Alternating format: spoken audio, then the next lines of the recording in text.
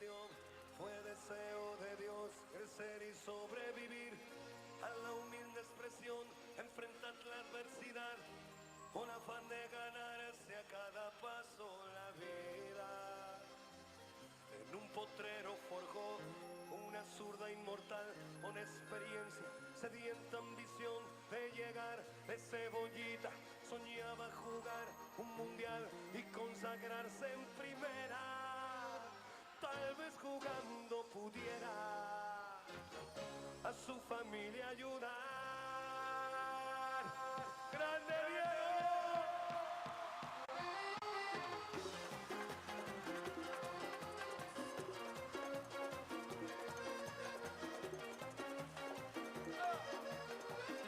Para el más grande del mundo,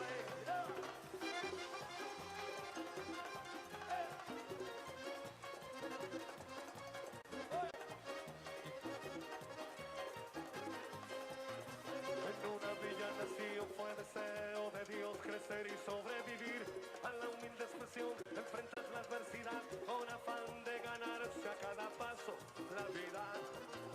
En un potrero forjó una zurda inmortal con experiencia, sedienta ambición de llegar de cebollita. Soñaba jugar un mundial y consagrarse en primera. Tal vez jugando pudiera a su familia ayudar. A poco que debutó, parado, lado se fue quien corrió, parado, su sueño tenía una estrella llena de gol y gambetas, y todo el pueblo cantó, parado, nació la mano de Dios, parado, llevó alegría en el pueblo, regó de gloria este suelo.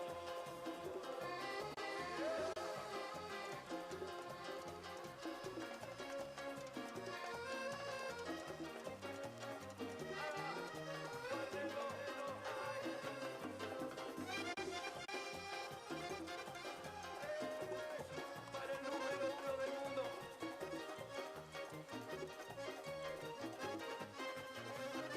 Una cruz en los ojos, por ser el mejor, por no venderse jamás al poder, enfrentó curiosa debilidad. Si Jesús tropezó, porque él no habría de hacerlo. La fama le presentó una blanca mujer de misterioso sabor y prohibido placer en su actual deseo de usarla otra vez, involucrando su vida. Y es un partido que un día el Diego está por ganar. A poco que debutó, parado, lado se fue quien corrió, parado, su sueño tenía una estrella llena de gol y gambetas, y todo el pueblo cantó, parado, nació la mano de Dios, parado, hubo alegría en el pueblo, lleno de gloria este suelo.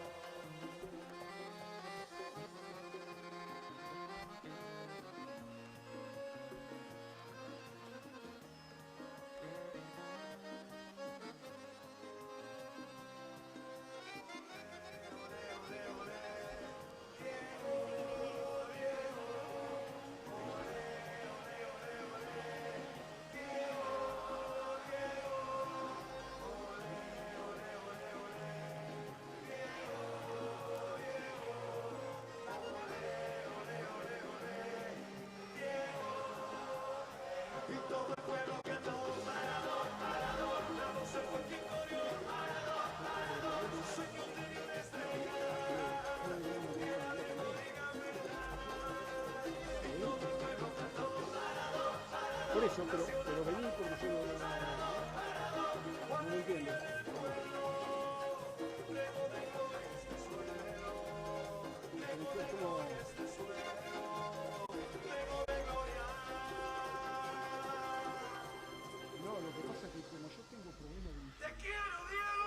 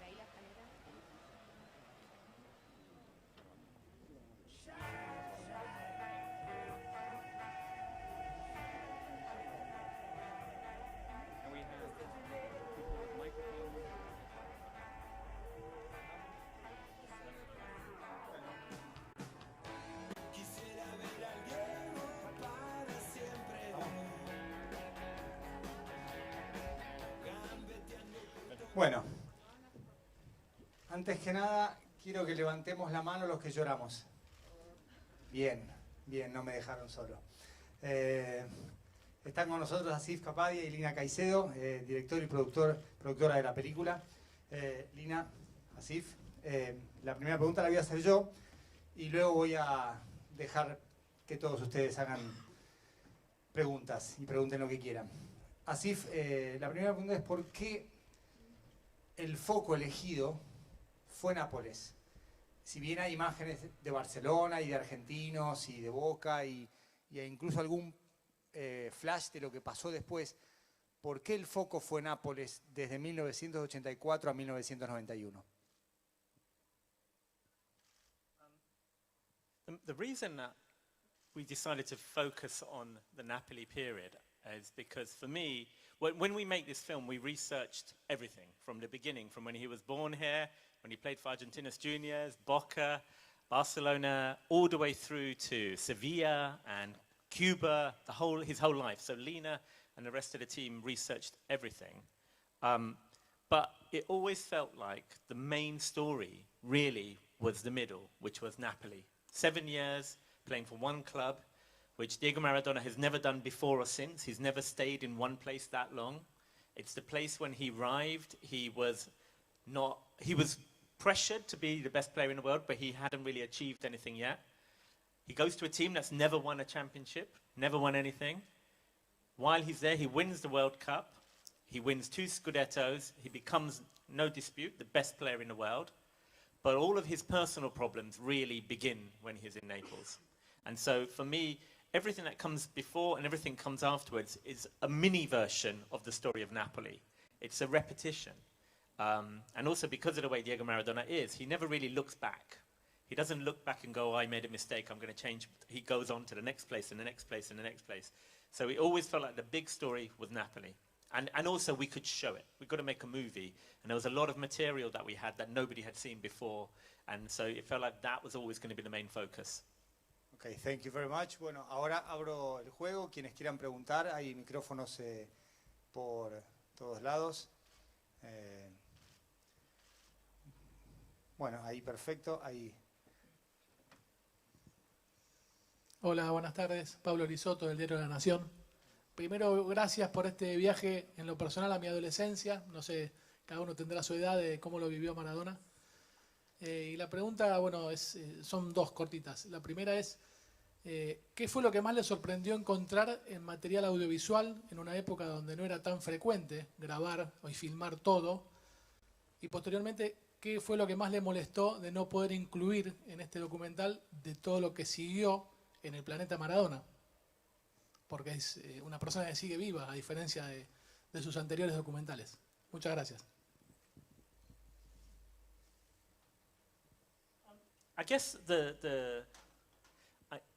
I think what it is I'm of the kind of generation that remembers Diego Maradona playing, but really the last maybe, I don't know, 20 years has been of the kind of the legend, the myth, the controversial character, somebody who was maybe he physically wasn't in very good shape.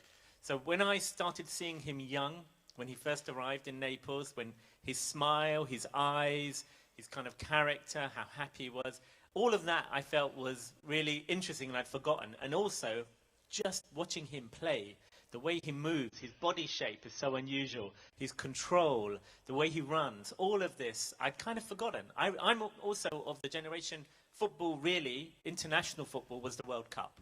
I remember my first memory is the 78 World Cup, the final against Holland and all of the toilet roll. I don't know what it is. I remember 1978. I remember 1982 when he was supposed to be the best player in the world, but he got sent off against Brazil.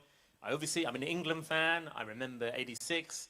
But I didn't know what happened in the middle between the World Cups. This is pre-internet, pre-podcast, pre-international reporting on football. So everything that I saw in Naples, actually as a player, for me was new. And I just thought, maybe we've forgotten who he was. Let's remind people how incredible he was and how different football was, how violent it was, the pitches, the balls, the tackles. It's so different to the players now. And so I just felt like that for me was all new. That was something special that I thought was really worth going into. in terms of the second question, what did we not fit in? I mean, it's really difficult. There's so much amazing stuff that we saw, particularly in his early years when he was young, which is beautiful. The problem, as I was explaining, was that it just took too long for the film to get going to the important moments, which were essentially dramatically happened in Napoli. But what I have done, when the film comes out in the UK and around the world on DVD and Blu-ray, and hopefully we'll do the same thing here in Argentina and on a direct TV, there's 1 hour more of material, which nobody's ever seen, which I'm going to be putting out there, which is all of him young, which is incredible and beautiful, and he's amazing. So that will be the next step. So hopefully I'll share more with the audience of footage that you've never seen as well. Sí, felicitaciones nuevamente, ya te lo dije antes. Quería 2 preguntas muy breves. Una, si te hubiese gustado tener a Diego aquí presente o más cerca de esta presentación. I mean, you know, nothing's simple with Diego Maradona. Come on, you know, that's a loaded question. If he was here, you wouldn't be here. Yeah, it would be great, but we've tried to show, and honest truth is, I'll be straight, he hasn't seen the film. You've seen the film before Diego Maradona, okay? So we made this film, and maybe a year and a half ago, I have to explain, Lena and I went to Dubai 4 times, maybe 4 times, 5 times. When Diego was living in Dubai, that's where we did the interviews. Maybe Lena can talk about that a little bit. So we used to go to his home. We had, the contract was, we had 9 hours of interviews with Diego Maradona. We had to get his image rights. We had to get access to the footage. Our producers did the deal. And so I had 9 hours to talk to him. Now, when I did Senna, when I did Amy, maybe I would talk to people for 4 or 5 hours and I'd meet them again and again. So I'm used to doing lots of very long interviews. So for me, 9 hours is not a long time. But 9 hours with Diego is a long time. The deal was meant to be we had 3 interviews, each one was 3 hours. But the honest truth is Diego's attention span was about 90 minutes, funnily enough. So we would go there and we would talk, and then we'd go away and we'd come back the next day and interview him. And then maybe sometimes we'd go away and come back 1 year later. So getting this sort of access was complicated, but we built up a good relationship. So my plan was always, at the end of when we had a film, was to go to Dubai and show him the film together, personally, before anybody else sees it. But it just was our bad luck, maybe, the timing. It's just when he left Dubai, and then he was in Colombia, and then he was going to go to the World Cup in Russia, and then he was suddenly coaching in Mexico, and he's been traveling everywhere. So whenever we tried, we were never able to show it to him. So I guess one of the issues was I always wanted him to see it first, and now he's going to be one of the last to see it. So really, your reactions are going to be very important to what he says on Instagram tomorrow. So we'll see. Do you want to say something about me? Yeah, just about the interviews and stuff. Okay. Just talk about the experience of doing the interviews. Bueno, pues conociéndolo, no conociéndolo a Diego, fuimos varias veces, 4 veces, 5 veces a hablar con él. Siempre fue muy cortés, pero obviamente dependía de su estado de ánimo. A veces muy lúcido, gracioso, con mucha energía, pero otras veces la entrevista terminaba después de 20 minutos, no quería hablar más o no quería hablar de ciertas personas, y tomó mucho tiempo poder como crear esa confianza con Asif. Pero sí, como dijo Asif, intentamos varias veces de mostrarle la película a él, y por varias razones no fue posible.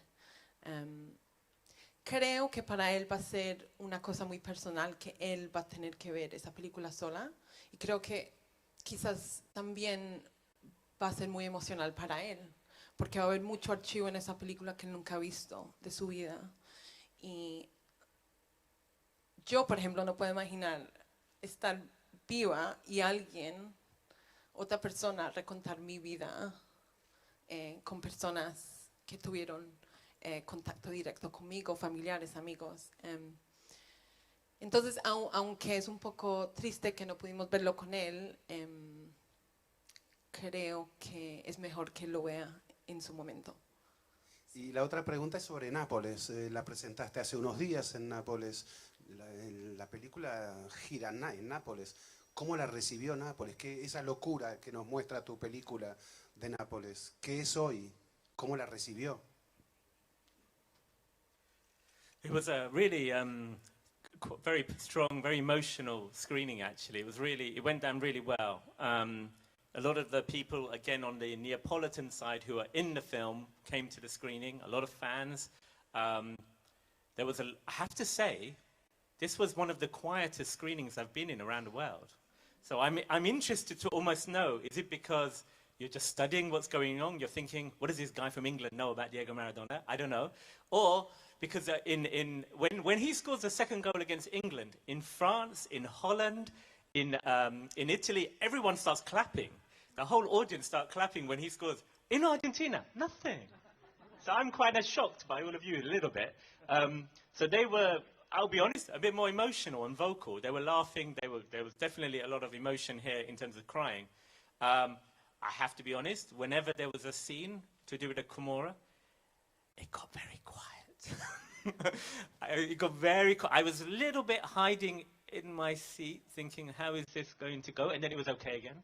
And then it'd be another scene. So it was, they all said, to be honest, the film was very honest. And so far, people who have seen the film, Signorini, Fernando is here, maybe we should ask him, people who were there, but people who've seen it have said that the balance has been right in terms of, at times it's tough, but it's true and honest. Fernando, do you want to say something? Do you have a mic? Yeah. No, sorry, we'll come to you then.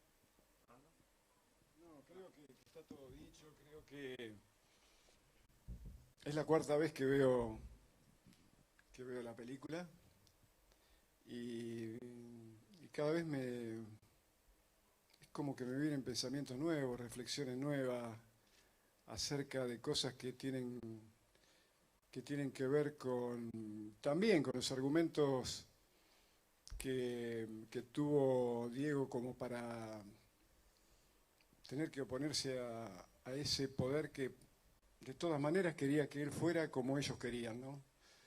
Y lo que rescato de él, hace poco, y lo charlaba el otro día con unos chicos periodistas en una nota, leí una frase de Oscar Wilde que dice que la principal característica del ser humano debe ser la posibilidad de rebelarse, sobre todo de rebelarse ante la injusticia, y vaya si fue una brutal injusticia la que cometió el poder, que es sanguinario, que es brutal, que es inhumano, con un chico que salió del sórdido barrial buscando el cielo, a quien nadie lo protegió, a quien nadie lo ayudó, ni a él, ni a Chitoro, ni a Tota en Fiorito, y después querían que fuera políticamente correcto, que se olvidara el pasado, que olvidara su condición de clase, que no fuera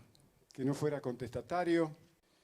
Vaya si él tuvo argumentos, y creo que sí, decididamente admiro mucho más aún a ese Diego rebelde, que al mismísimo jugador de fútbol. Alguna vez como jugador de fútbol también se equivocó, porque hasta erró penales, pero en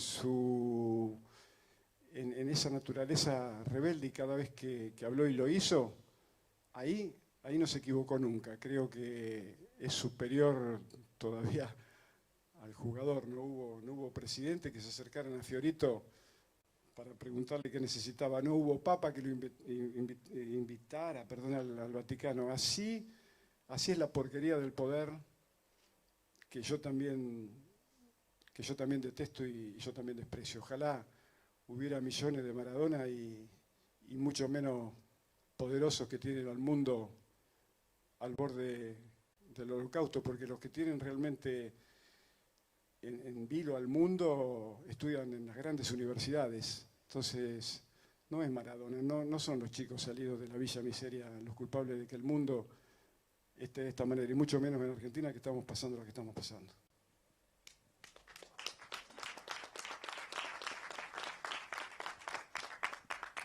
There's only one Fernando. Okay. Did you have a question, someone? Oh, you? Okay. And then we'll come to you. Okay, hello. I will make 3 short questions in English, then I will translate. I have a it. very bad memory. One at a time is Okay, great. one at a time. Do you think that this film can change the point of view of your nation, Britain, towards Maradona? That's the first question. La pregunta que hice es si la película que hizo puede cambiar el punto de vista que su propia nación tiene sobre Diego Armando Maradona. Esa es la primera. I'd say I don't know if I can change the whole nation. We have a few problems right now going on. If I could, I'd change that before I change the opinion on Maradona. I think we have more problems politically right now. I think what's happened is that people who've seen the film, definitely, a lot of people have said, I had no idea I could care about Diego Maradona, but at the ending, I'm really annoyed. You made me care for him and feel, and some people got quite emotional, and they felt sorry for him, and they never thought that would be possible. So definitely people who've seen the film have said they feel about him in a very different way, definitely. Yeah. And the second question for both of you is, what do you think about the phrase of Fernando Signorini, that one thing is Maradona as a character, another thing is Diego, the simple Diego? No sé si necesitamos traducción. Okay. Okay, so when previously I made Senna and I made Amy, the 2 documentaries. Has anyone here seen Senna, by the way? Okay, yeah. Amy? Anyone? Okay, cool. So with Senna, there was a very obvious rival, Alain Prost. There was this person he was racing against. So when you make a film, you've got to somehow show this is the person who's his rival. They drive differently, they live their lives differently, they speak differently, culturally they are different. With Amy, again, because you're doing a film, you try and understand the character and you try and show the story. And with Amy, there were people around her in her life that maybe were not always good for her, who made decisions that were not good for her. There was a relationship with the media. You know, there was a lot of things that, again, it could be very visceral. I can show the audience what's going on. As we were researching this film, I was aware that we were watching it and there's a lot of material. Diego Maradona's story is such a long story. There's so much of it on camera. But the challenge was always to say, okay, why is he doing that? Was it because of this person? Was it because of that person? Was it because of that pressure? And we would go through all of this process with my editor, Chris King, brilliant editor, and the team. And what was interesting is everyone we spoke to, because part of it is our job as storytellers, filmmakers. You're condensing somebody's life of like 60 years into 2 hours. It's very difficult, so you have to make choices. And a lot of people that I interviewed would say, oh, I wish you would go back to the guy that he used to be. He was different. He's someone else now. They would say this, allude to this idea. Different people on opposite sides of the world would talk like that. I think it was Fernando, the first time we spoke, where he really kind of put his finger on it, almost separating it as these 2 characters within himself, which I have to say, when I heard it, it suddenly made sense, because I'd heard this concept from lots of people, but I didn't know how to kind of put my finger on it. And because I've made these 2 other films, and this was the 3rd film, I was, number one, he's still alive, so I could meet him and interview him. His life is very long, but also it's a story almost about getting old and what happens when you get older. And whereas Senna and Amy died very young, this is a different kind of story and a different relationship with mistakes that maybe you've made in your life or in the past. So there was something about that idea of it maybe being more psychological and internal, in reaction to everything going on externally in his life, that I thought was really interesting, and that became something that I felt we could tell that story. It's very difficult to do, but I'm hoping, you'll have to tell me if you think it is honest and true, but it seemed like that became a change in personality. And, you know, I would say honestly, the film is about a kind of young Diego, if you're looking at the spectrum. But the man that we met in Dubai was at the other end of the spectrum, right over here in latter years. So sometimes when I was talking to him with Lena, I was wondering whether or not the person I'm talking to and interviewing is actually the person I'm making the film about. Is that a different person? Does that happen to all of us when we get old? Our memories change things. The way we live means we look at the world a different way. Or is there something very particular about the way Diego Maradona has lived and existed that makes it a more extreme example of this? But again, I will leave that to the audience to kind of decide whether you feel this makes sense as a concept. Así, primero felicitaciones y gracias por volver a emocionarme. Mi nombre es Diego Chapeta, soy del diario Clarín. Quizás pronto tengas una sorpresa y un reencuentro. Dos cuestiones. La primera, si esto que vivió en Nápoles, tu opinión personal, la transporta a lo que le ocurrió en el final de su carrera en el Mundial de Estados Unidos. Si lo utilizaron a Maradona para promocionar un Mundial que no tenía tanta receptividad para después entregarlo a los Leones. Yeah, I think Lina and I had a little bet as to when 94 World Cup would come up.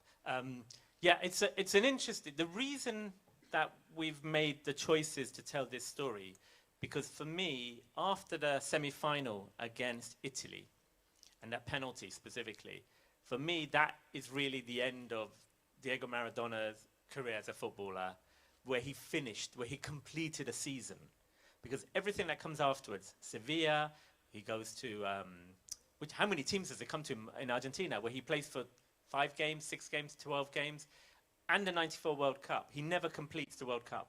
Somewhere or another, something will happen now, whether it's the corruption of FIFA, that means that he doesn't get to finish the World Cup, but in a way, it becomes this cycle of hope and kind of somehow it goes wrong. Hope and it goes wrong. And so that became another story, I guess, and him as a player, where he completed seasons, where he won championships, where he lost, and also the problems with addiction, which he did have. He came out of Naples as a different person to the person he arrived in. And so we had to make a tough decision, and that's one of the reasons that we didn't go to 94. I understand in Argentina, it's a big, important part of his history. But there were so many comebacks that we ended up having to make a tough decision, and that we have the shots, we understand, you understand the shots are there from the 94 World Cup. But yeah, it's really, we talked to Fernando about it again, and we talked to lots of people, and I know Gonzalo Bonadeo felt very passionately that was key part of his story. But we have to make some tough choices when you're a filmmaker, and in the end, we decided to focus more on the 7 years in Napoli. I hope that answers the question. I'm not sure. Totalmente. Y quisiera preguntarle cómo lo ve hoy con esta vuelta al fútbol argentino como director técnico, con esta revolución que armó en un club chico como Nápoles, como es Gimnasia, si no se asemeja a esas grandes luchas de Quijote que vivió en Nápoles, esto que está viviendo ahora en Gimnasia La Plata. I don't know. It's too early. Let's see how long. If he can stay for 7 years and win 2 championships, then I think that's a great story. And win the World Cup. I don't know if anything can ever compare to Naples, honestly. Nothing. No other player has ever gone to a team like that in the toughest league in the world, where every great player is in one league in Italy, and take a team that was about to be relegated and win 2 championships. It's never happened. It's never going to happen again. Now players will just go to the richest teams in every league, where they're guaranteed to win, where they're surrounded by other great players. It's a bit boring. You know, that's the truth. Football's different. This was when football was a different kind of game. And so that, no one's going to repeat that. Últimas 2 preguntas, por favor. Hola, Asif, acá Martín de Biodornes. Tuvimos la posibilidad de conocernos y charlar un poco cuando todavía estábamos en Londres nosotros con la banda, y vos me dijiste que el material de bonus que va a traer la edición de Blu-ray y DVD era extenso, como dijiste recién. Mi pregunta es la siguiente. Charlando ese día te decíamos si ibas a tener en cuenta el lado político de Maradona, cómo ha sido crítico con el Vaticano, la corrupción en la FIFA, sus inclinaciones políticas incluso. Mi pregunta es si el material de bonus va a contemplar solamente la niñez de Diego, todo eso hermoso que vos dijiste, o si también va a tener estos temas más candentes y que están buenos también para los fans de Maradona y los que prestamos atención a qué pasa en el mundo. Como dijo Signorini hace un rato, es material interesante. Quería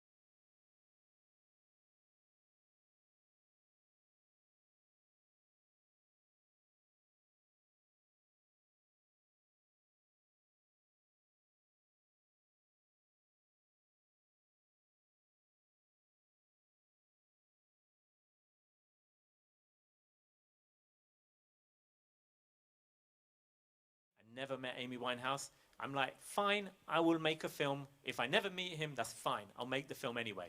I've done this before. But we did, in the end, go to his house, and for 5 minutes, we said hello. And I said, I'm going to do this film. He said, great, we're going to make a great film together. And we went away. For 8 months, we worked in London. I don't think we contacted his people. They then contacted us, said, do you want to interview him? I'm like, is he ready to talk? And they said, yeah, absolutely. He's in a much better place. So then we went back, but this time no crew, no producers, no camera, just us. And we went in there, and I was the sound recordist, and Lena and I did the first interview in his home on our own, and it was great. No entourage, no one around. He was very nice, very charming. He was in a good mood. Sorry, I have to tell you this one story. So he's watching TV. He's watching Boca Juniors on television while I'm interviewing him. So he's sitting on his sofa watching the TV, and Lena's sitting on one side, and I'm sitting on the other side. And the microphone is on the table in front of him. But the problem is, when he talks to Lena, he goes off the mic. And then he looks at me, and he goes off the mic. And I'm thinking, you know, this is really, I